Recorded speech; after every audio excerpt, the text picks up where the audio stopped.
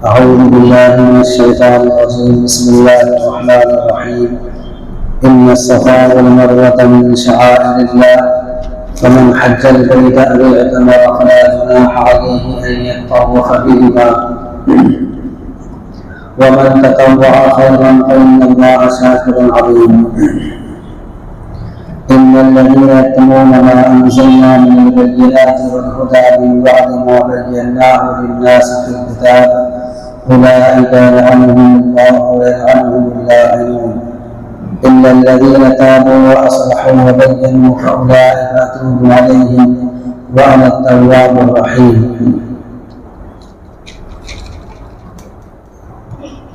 إن الصفا والمروة من شعائر الله.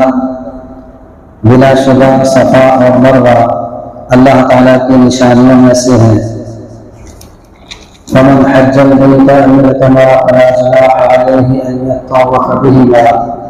لہذا جو شخص بیت اللہ کا حج کرے یا عمرہ کرے تو اس پر کوئی حرج نہیں کہ وہ ان دونوں کا طواف کرے. ومن تطوع خیرا. اور جو شخص اپنی خوشی سے کچھ نیکی کرے گا فإن اللہ شاکر علیم. تو بلا شبہ اللہ تعالیٰ بڑا قدردان اور بہت زیادہ جاننے والا ہے. اس سے پہلے بیت اللہ کا ذکر چل رہا تھا اور بتایا گیا تھا کہ پہلے اللہ کے نبی صلی اللہ علیہ وسلم اور صحابہ کرام نے کچھ عرصے تک بیت المقدس کی طرف رخ کر کے نماز پڑھی. اس کے بعد حکم آ گیا اور بیت اللہ کی طرف رخ کر کے نماز پڑھنے لگے. اب یہاں سے بھی بیت اللہ کا کچھ تذکرہ اس طریقے سے ہے کہ جس طریقے سے بیت اللہ کی طرف رخ کر کے نماز پڑھنا فرض ہے، اسی طریقے سے جب بیت اللہ کا حج کیا جاتا ہے یا عمرہ کیا جاتا ہے تو اس کے اندر ایک رکن ہے، واجب ہے سعی کرنا. اور یہ سعی ہوتی ہے صفا اور مروہ، یہ دو پہاڑی ہیں، ان کے درمیان سعی ہوتی ہے. اس کی ابتدا کب ہوئی؟ تو حضرت ابراہیم علیہ السلام اپنی بیوی حضرت ہاجرہ اور اپنے بیٹے حضرت اسماعیل علیہ السلام کو مکہ مکرمہ چھوڑنے کے لیے آئے. ابھی حضرت اسماعیل علیہ السلام بہت چھوٹے ہیں. اللہ کا حکم ہو گیا تو یہ ان دونوں کو چھوڑنے کے لیے آ گئے. اب جب یہ چھوڑ کر واپس جانے لگے تو حضرت ہاجرہ نے ان کو متوجہ کرنا چاہا اور ان سے معلوم کیا کہ ہمیں کیوں چھوڑ کر جا رہے ہو. کئی مرتبہ معلوم کیا لیکن حضرت ابراہیم علیہ السلام نے کوئی توجہ نہیں کی. اس کے بعد حضرت ہاجرہ علیہ السلام نے ان سے معلوم کیا کیا اللہ تعالیٰ کا ایسا حکم ہے؟ تو انہوں نے فرمایا کہ ہاں اللہ ہی کا یہ حکم ہے اور میں اللہ ہی کے حکم سے تم دونوں کو یہاں چھوڑ کر جا رہا ہوں. ساتھ میں کچھ کھجور تھے اور کچھ پانی تھا. تو حضرت ہاجرہ علیہ السلام نے فرمایا کہ تب تو اللہ تعالیٰ ہمیں ضائع نہیں کرے گا. اگر اللہ کا حکم ہے تو کوئی بات نہیں. بہرحال حضرت ابراہیم علیہ السلام چھوڑ کر آ گئے. جب تک توشہ تھا اور کھجور تھے اور پانی تھا تو ان کو استعمال کرتی رہی اور اپنے بچے کو دودھ پلاتی رہی. لیکن وہ توشہ تب تک کام کرتا. کچھ دن کے بعد وہ توشہ ختم ہو گیا، پانی بھی ختم ہو گیا. اب بچہ بھی بھوک کی وجہ سے دل بلا رہا ہے اور حضرت ہاجرہ علیہ السلام کو بھی پیاس کی شدت محسوس ہو رہی ہے. تو پانی کی تلاش میں حضرت ہاجرہ علیہ السلام صفا پہاڑ پر چڑھی اور دور کر دیکھا کہ پانی کہیں نظر آتا ہے یا نہیں، یا اسی طریقے سے کوئی شخص نظر آ جائے، لیکن کوئی نظر نہیں آیا. جب وہاں سے اتری تو مروہ پہاڑ پر چڑھی اور مروہ اور صفا کے درمیان نشیبی مقام ہے. اب تو خیر کچھ نہیں، اب تو صرف چٹیل میدان ہے، بلکہ اب تو بہت اچھے طریقے سے بنا دیا. اس وقت نشیبی زمین تھی، یعنی نچلا حصہ تھا۔ تو حضرت حاجرہ علیہ السلام جب وہاں پہنچی ہیں تو دوڑی ہیں وہاں پر، بہرحال مروا پر چڑھی، اس کے بعد وہاں دیکھا تو کوئی نظر نہیں آیا۔ اس طریقے سے حضرت حاجرہ علیہ السلام نے گویا کہ 7 چکر لگا لیے، صفا سے شروع کیا اور مروا پر پہنچ کر 1 چکر، پھر صفا پر آئی تو دوسرا چکر، اس طریقے سے مروا پر 7واں چکر ہو گیا۔ 7ویں چکر میں ان کو ایک آواز آئی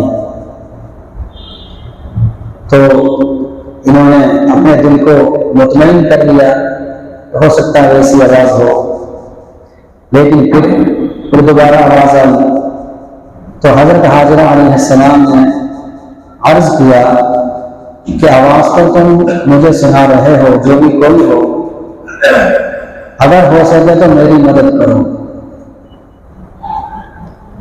تو پھر کیا دیکھتی ہیں، جہاں آب زمزم ہے اس وقت وہیں کیا دیکھتی ہیں کہ فرشتہ اپنی ایڑی سے ایڑی گھس کر پانی نکال رہا ہے۔ تو انہوں نے حضرت حاجرہ علیہ السلام نے اس پانی کو خود بھی پیا اور پھر بچے کو دودھ پلایا اور وہاں کنویں کی شکل کی طرح منبر بنا دی۔ اللہ کے نبی صلی اللہ علیہ وسلم فرماتے ہیں کہ اگر حضرت حاجرہ علیہ السلام اس طریقے سے کنویں کی شکل نہ بناتی تو یہ پانی بہنے والا پانی ہو جاتا، جس طریقے سے نہریں جاری رہتی ہیں اسی طریقے سے یہ بھی جاری پانی ہو جاتا۔ تو اس وقت سے لے کر آج تک وہ پانی جاری ہے، اور یہ جو عمل ہے حضرت حاجرہ علیہ السلام کا عمل، یہ اللہ کو اتنا پسند آیا، اللہ نے اس امت کے لیے حج کے اندر بھی اور عمرے کے اندر بھی طواف کے بعد سعی کرنے کو واجب قرار دے دیا۔ اگر کوئی شخص سعی نہ کرے تو اس پر دم واجب ہوتا ہے۔ اسی طریقے سے اگر کوئی شخص بلا کسی عذر کے سوار ہو کر سعی کر لے اس کا بھی کوئی اعتبار نہیں۔ ہاں اگر عذر ہے تو پھر اس کی سعی کا اعتبار کیا جائے گا اور اس کی سعی مان لی جائے گی، لیکن اگر کوئی سعی نہ کرے، بالکل ہی نہ کرے، تو اس پر دم واجب ہو جاتا ہے، چونکہ یہ واجب ہے۔ تو اس آیت کے اندر یہی بتایا گیا ہے کہ ان الصفا والمروہ من شعائر اللہ، یہ صفا اور مروہ یہ اللہ تعالیٰ کے شعائر میں سے ہیں، یعنی دین کی نشانیوں میں سے ہیں۔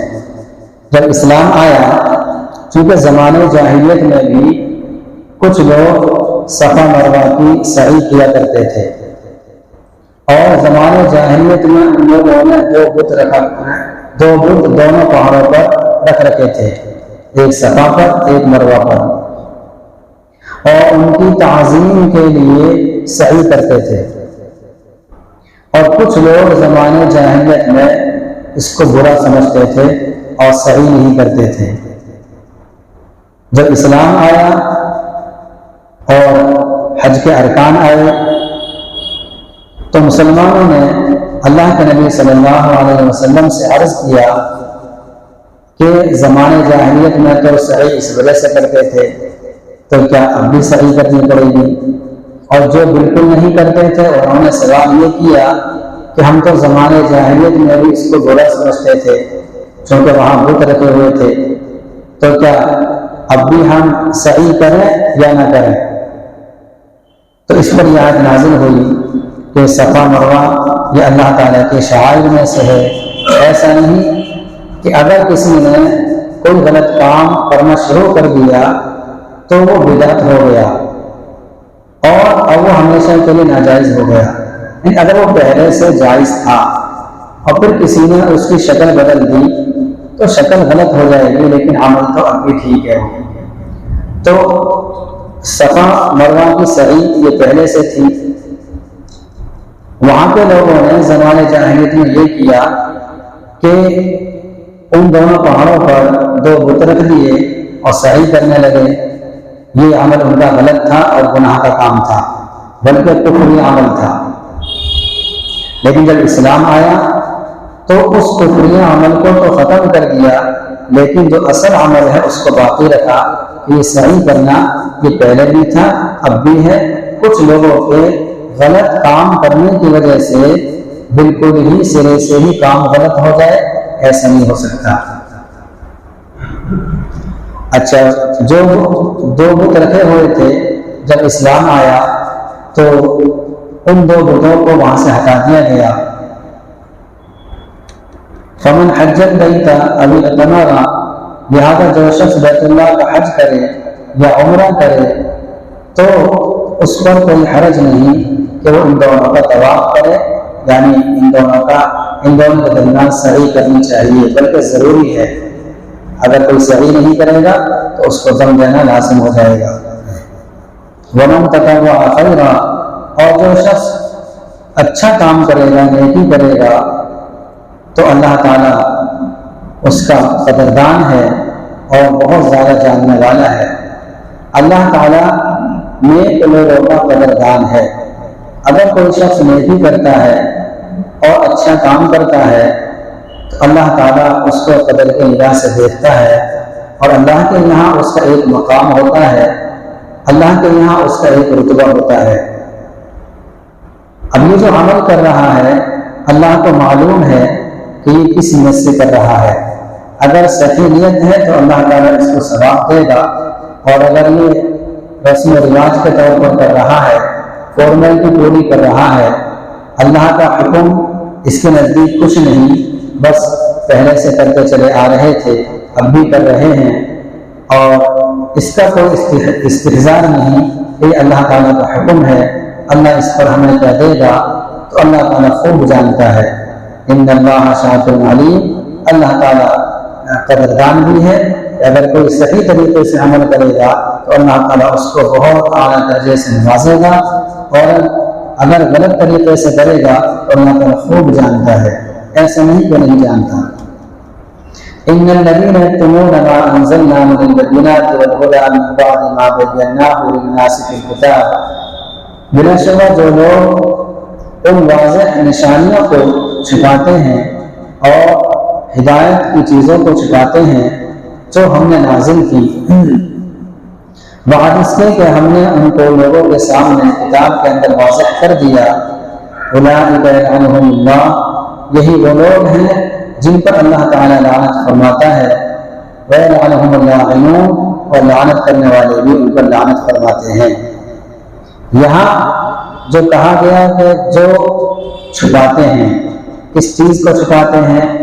قرآن کریم کی تعلیمات کو، احادیث کی تعلیمات کو، شریعت کی تعلیمات کو جو لوگ چھپاتے ہیں، یعنی علم ہے لیکن علم کے باوجود اس کو چھپاتے ہیں، تو ان کے لیے وعید ہے، اللہ ان پر لعنت کرتا ہے۔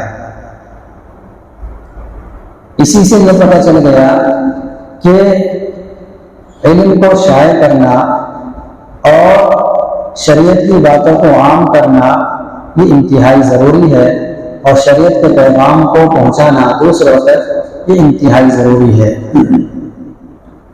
اب اسی سے یہ بھی پتہ چل گیا کہ مسئلے مسائل وہ بتائے جس کو پکا پتہ ہو، چونکہ نہ بتانے پر جب سزا ہے تو بتائے گا کون؟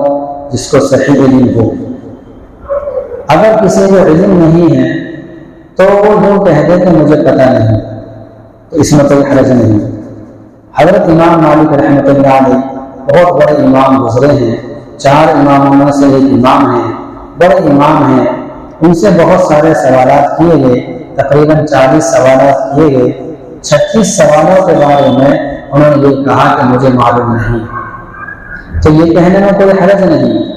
اور یہ بھی ذہن میں رکھنا چاہیے کہ ہر بات کا علم ہر کسی کو نہیں ہوتا۔ کوئی مفتی ہے، کوئی عالم ہے، اس کو ساری باتوں کا علم ہوگا، ایسا کوئی ضروری نہیں۔ ہمارے ذہن میں یہ بات ہوتی ہے، اگر کوئی عالم یہ کہہ دے کہ مجھے پتہ نہیں، تو اس کے بارے میں ہمارے ذہن میں بدگمانی پیدا ہو جاتی ہے، اور یہ خیال کرنے لگ جاتے ہیں کہ اس نے تو اتنے دن علم سیکھا اور یہ بھی منع کر رہا ہے۔ تو اس میں کوئی حرج کی بات نہیں۔ اتنا بڑا عالم اور اتنا بڑا امام وہ اتنے سارے سوالوں کے جواب میں یہ کہہ رہا ہے کہ مجھے معلوم نہیں، تو اگر کوئی چھوٹا موٹا عالم کہہ دے گا تو اس میں کوئی بڑی بات نہیں ہے، وہ دیکھ کر بتا دے گا۔ اسی طریقے سے اگر کسی کو پتہ نہیں ہے وہ صاف کہہ دے مجھے پتہ نہیں، اور بتائے وہ جس کو صحیح پتہ ہو اور پکا پتہ ہو۔ اگر شک بھی ہے تب بھی نہ بتائے، اس لیے کہ اگر کسی نے غلط مسئلہ بتا دیا تو اس میں گویا کہ مسئلہ بتانے والا اللہ اس کے رسول کی طرف سے دیگر لوگوں کے درمیان ایک واسطہ ہے، چونکہ اللہ اس کے رسول کی بات بتا رہا ہے۔ اگر اس نے غلط بتایا گویا کہ یہ یوں کہنا چاہ رہا ہے کہ اللہ اس کے رسول کا پیغام یہ ہے، یعنی غلط بات بتا کر اللہ اس کے رسول کی طرف نسبت کر رہا ہے۔ اور حدیث پاک میں آیا ہے کہ جو شخص میرے بارے میں جان بوجھ کر جھوٹ بولے وہ اپنا ٹھکانہ جہنم میں بنا دے۔ اگر کوئی شخص جان بوجھ کر بھی نہیں بلکہ غلطی سے کوئی مسئلہ غلط بتا دیا اور اسے بعد میں پتہ چلا کہ میں نے غلطی سے مسئلہ بتا دیا ہے، مجھ سے چوک ہو گئی، اب اس کی تلافی یہ ہے کہ جس نے مسئلہ پوچھا ہے اس تک بات صحیح پہنچا دے اور بتا دے کہ مجھ سے غلطی ہو گئی تھی، اس میں بھی کوئی حرج نہیں۔ لیکن اگر کوئی اپنی تلافی نہ کرے، غلطی کی تلافی ہی نہ کرے تو پھر بڑے خطرے کی بات ہے۔ اسی سے یہ بات سمجھ میں آتی ہے کہ اگر کسی سے کوئی مسئلہ معلوم کیا جا رہا ہے اور وہ عالم دین ہے اور تو اس کو بتا دینا چاہیے اگر پتہ ہے، اور پاس میں جو بیٹھا ہوا ہے اس کے پاس علم نہیں ہے تو اس کو نہیں بتانا چاہیے، الا یہ کہ اس کو بہت مضبوطی کے ساتھ پتہ ہو۔ ہوتا یہ ہے کسی عالم سے مسئلہ پوچھا جاتا ہے اور پاس والا عالم تو سوچتا ہے کہ کیا مسئلہ ہے، غور و فکر کر لوں، لیکن جو علم کی صفت سے محروم ہے وہ عالم نہیں ہے، وہ فوراً بتا دیتا ہے کہ مسئلہ ایسا ہے، حالانکہ وہ غلط بتاتا ہے۔ بہت سی مرتبہ دیکھا گیا کہ ہم سے کسی نے مسئلہ پوچھا، ہمارے پاس میں کوئی بیٹھا ہوا ہے یا کوئی صاحب ہے، انہوں نے فوراً مسئلہ بتا دیا، حالانکہ جب غور و فکر کیا تو مسئلہ غلط بتایا اس نے، اور اس پر وہ فخر کرتا ہے کہ دیکھو میں نے مسئلہ بتا دیا ایک عالم کی موجودگی میں۔ تو اس بات کا دھیان رکھنا چاہیے، اگر غلط مسئلہ بتایا ہے تو اللہ کے یہاں پکڑ ہوگی، چاہے وہ عالم ہو چاہے وہ غیر عالم ہو۔ مسئلہ بتائے، تحقیق کے ساتھ بتائے، مضبوطی کے ساتھ بتائے۔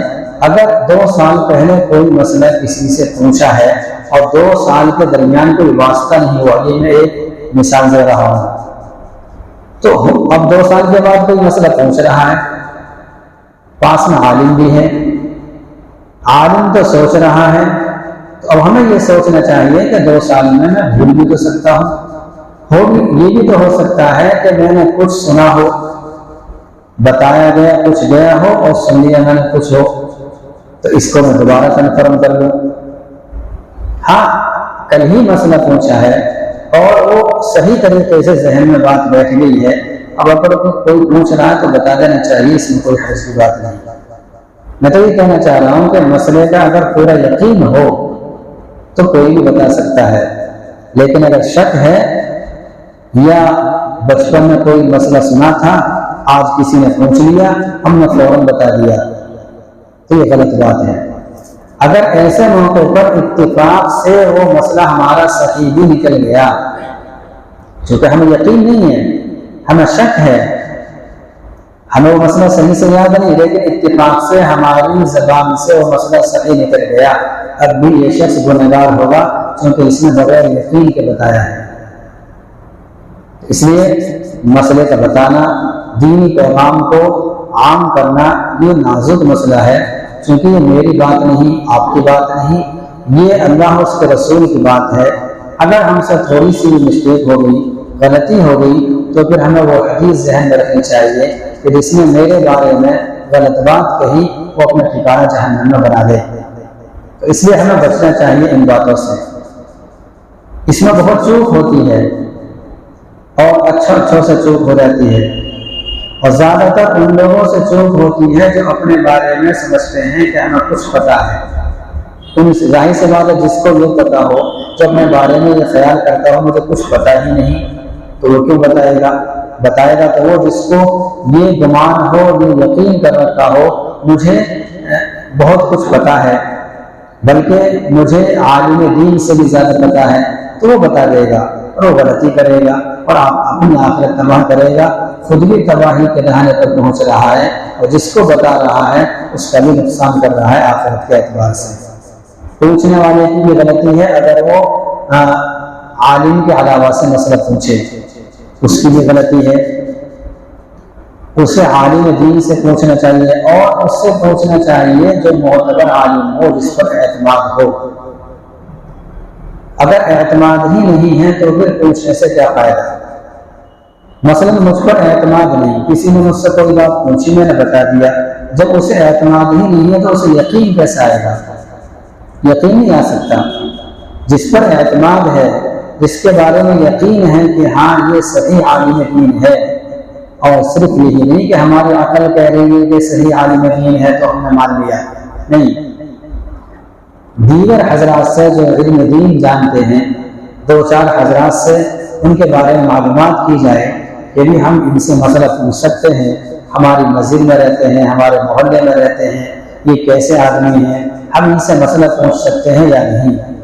اگر تحقیق ہو جائے، علاقے میں بہت سارے عالم ہیں اور مشہور عالم ہیں، اگر وہ تائید کر دیں کہ ہاں یہ عالم دین صحیح ہے، تو پھر مسئلہ پوچھیں، اور جو مسئلہ بتا دے اس پر یقین کے ساتھ عمل کر لیا جائے۔ اب اس میں یہ نہیں پوچھنا چاہیے یہ مسئلہ کیوں ہے، کیونکہ یہ کام ہمارا نہیں، یہ کام تو عالم دین کا ہے جو 8 سال 10 سال لگاتا ہے، وہ ساری وجہوں کو جانتا ہے، وہ پڑھتا ہی اسی لیے ہے کہ یہ مسئلہ ایسے ہے، اس کی دلیل کیا ہے، یہ مسئلہ کس مسلک کا ہے اور کس امام صاحب کے نزدیک ہے، کس حدیث سے ہے، قرآن کریم کی کون سی آیت سے ہے، یہ وہ جانتے ہیں۔ ہمارا کام تو اتنا ہے، مثلا یہ پوچھا کہ دعائے قنوت پڑھنا کیسا ہے، ہم نے بتا دیا، کسی عالم نے بتا دیا واجب ہے، بس ہمارا کام ہو گیا۔